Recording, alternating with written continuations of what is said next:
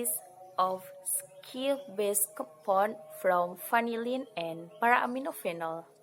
This experiment using grinding method in water media. Grinding method include grind synthesis. Superiority from this method is eco-friendly, simple, fast, secure, cheap, and minimize chemicals. This method was doing mixing vanillin with p-Aminophenol and then add a little of water and grinding for few minutes.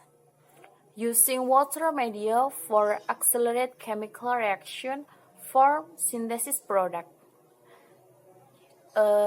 This experiment use grinding method because the yield greater of the synthesis using reflux method with organic solvent. Thank you.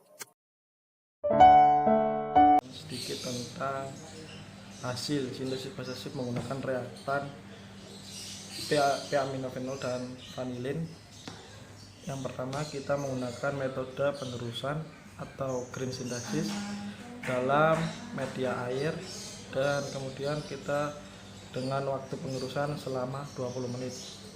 Adapun hasil atau produk senyawa basa Schiff yaitu 4N4 hidroksivanil karboksimidoil 2-metoksifenol. Kemudian kita lanjutkan ke tahap uji titik leleh, yaitu menggunakan melting point aparatus. Fungsinya yaitu untuk membandingkan atau mengetahui produk yang kita sintesis ini apakah murni atau masih belum murni atau tidak. Ya, masih belum murni. Dan hasilnya kita mendapatkan titik leleh dari produk kita, yaitu produk sintesis basa Schiff ini 195 derajat Celcius, dan berdasarkan perhitungan kita dapatkan rendemen sebesar 92,1%. Kemudian dengan berat total reaktan antara vanillin dan p-Aminophenol yaitu 1,03 gram. Reaksi yang terjadi pada sintesis basa Schiff ini pada umumnya reaksi basa Schiff yaitu terdiri dari dua reaksi, antara adisi atau pemecahan ikatan dan eliminasi atau pembentukan ikatan. Dan di sini ada vanillin dan p-Aminophenol. Di sini terjadi reaksi adisi terlebih dahulu dengan nukleofil NH2. NH2 ini PEB yang ada pada NH2 akan menyerang pada C karbonil yang ada pada vanillin. Kemudian ikatan rangkap 2 akan berpindah menjadi muatan pada O, sehingga dihasilkan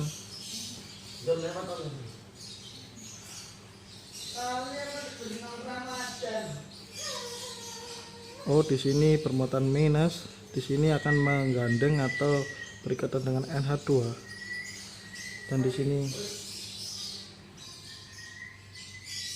plus. Oh sorry, di sini H.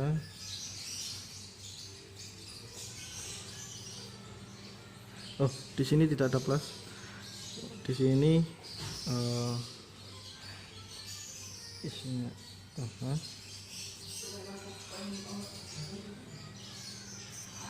di sini tetap sama O CH3, kemudian di sini OH, dan di sini ada ikatan tentang. Nah, jadi reaksi adisi yang pertama dengan nukleofil NH2, kemudian di sini O yang bermuatan negatif ini akan menyerang H di sini, dan H di sini akan mengembalikan di sini ada plus ya, sorry, dan H di sini akan mengembalikan PEB yang hilang tadi, sehingga menjadi hasil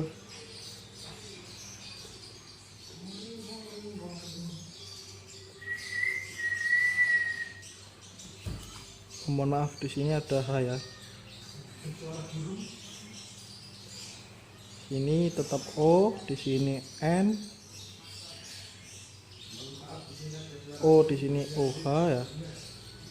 Di sini N, H, kemudian ada apa ini? PB yang semula ini tetap sama. Ini tetap ya di sini O yang permuatan min tadi akan menyerang H sehingga dia akan berikatan dengan H. Nah, pada proses di sini O kan akan memiliki dua pasangan elektron bebas sehingga dia akan menarik H lagi, yaitu tahapan protonasi OH akan menarik H, kemudian ikatan H pada N ini akan berpindah atau yang namanya reaksi eliminasi, pembentukan ikatan, sehingga N di sini akan rangkap 2 dengan Cn rangkap 2. Kemudian di sini O akan bermuatan positif karena kehilangan satu PB-nya tadi. Nah, di sini C akan bermuatan positif karena di sini kelebihan tangan atau elektron pasangannya kelebihan. Dia memiliki 5 tangan dan tahapan terakhir atau untuk membentuk produknya yaitu kita melepas H2O dengan cara di sini kan O akan kekurangan elektron sehingga ikatan pada C yang di sini akan disumbangkan pada O sehingga dia melepas H2O sehingga membentuk produk senyawa base Schiff.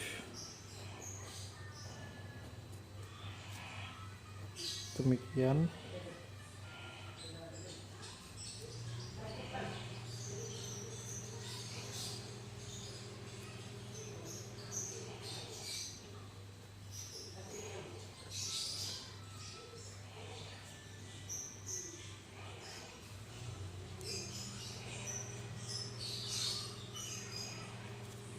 Ini ada PB asli,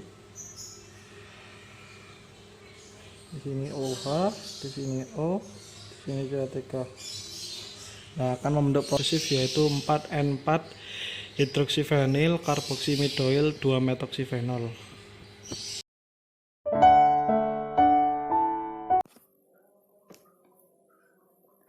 And then I will explain a characterization of the Schiff Base synthesis product. The characterization of the Schiff Base synthesis product, which is assumed to be E4 for hydroxyvanillin-aminomethyl 2-methoxyphenol, was carried out using FTIR, Fourier transform infrared, and GCMS instruments. IR spectra result from the Schiff Base product show immunogroup absorption or C double bond N group, which belongs to the Schiff Base product at wave number 1592. And then on the chromatogram generate characterization using GCMS obtained 3 peaks of the Schiff Base product compound. At the first peak, the Mg value is 109, which is the value is the same as the molecular mass of p-Aminophenol.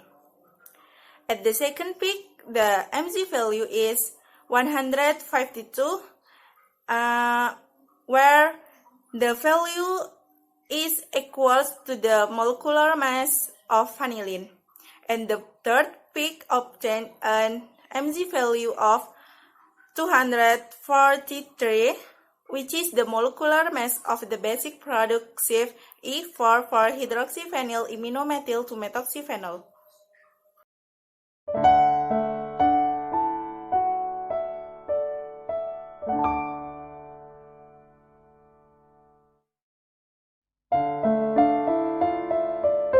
Okay, here I will explain the method to isolate alkaloid compound from papaya leaves. So, our group use measuring method to obtain crude alkaloid extract and ethanol solvents. Why, why choose the method? Because the method is suitable for alkaloid compound, which is not hot resistant, simple, and then ethanol solvents is considered safer than organic solvents. Extraction do it by immersing sample in ethanol solvents and then shaker for 1 day with 2 repetitions. The filtrate was partitioned with rotary evaporator and then with ethyl acetate solvents and add in addition add hydrochloric acid, ammonium hydroxide to form alkaloid salt, so that the total alkaloid extract can be obtained, which is monitoring with KLT and characterization with UVVS, FTIR, NMR, and LCMS.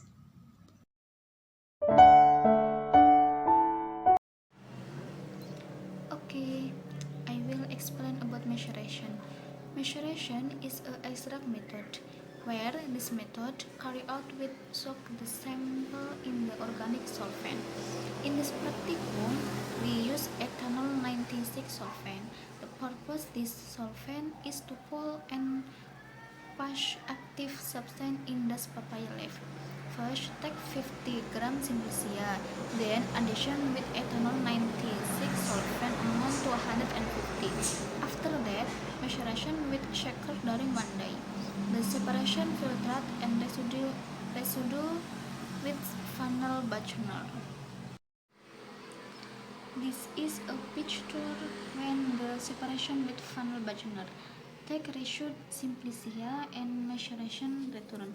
Separation filtrate and residue. Take the filtrate and mix with the filtrate previously. The steam with rotary evaporator and the residue is thick extraction. This is a picture of thick extraction. The color is green. All weight 20 point and 39, rendement 40 point and 78. After that, thick extraction will be isolation alkaloid. Addition the thick extraction with HCN and put into corong pisah and addition ethyl acetate. Then shake make 2 layer. Take the water layer and addition NH4OH to make free base and alcohol salt because addition acid. The addition ethyl acetate and shake until form 2 layer. Take the layer organic and drying. The result is a isolate ethyl acetate. Okay, I think enough. Thank you. Next is monitoring by thin layer chromatography. Thin layer chromatography used to support the phytochemical test data by looking the spot color and the RF values.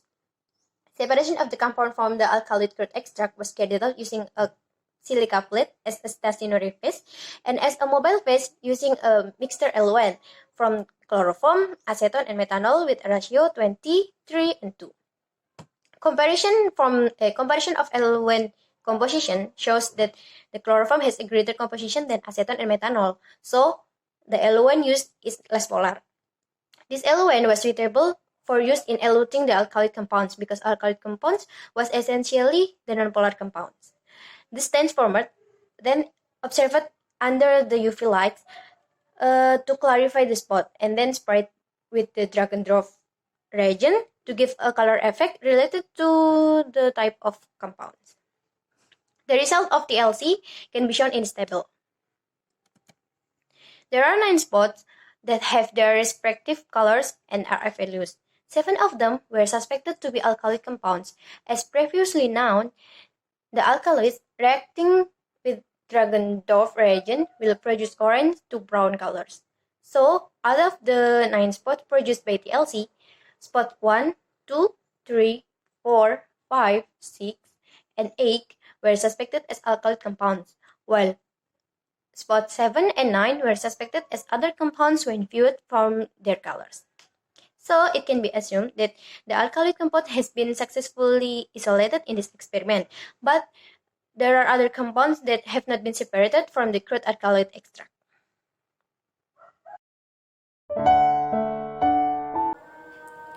Explain about phytochemical screening results of papaya leaf ethanol extract.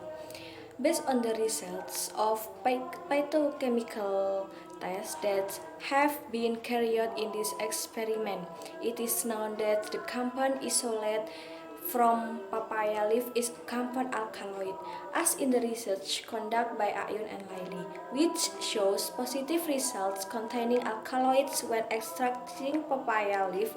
Tests with the Dragendorf reagent and Mayer reagent. In the study, the Dragendorf test produced orange-red deposits and the Mayer test produced white deposits. Thanks.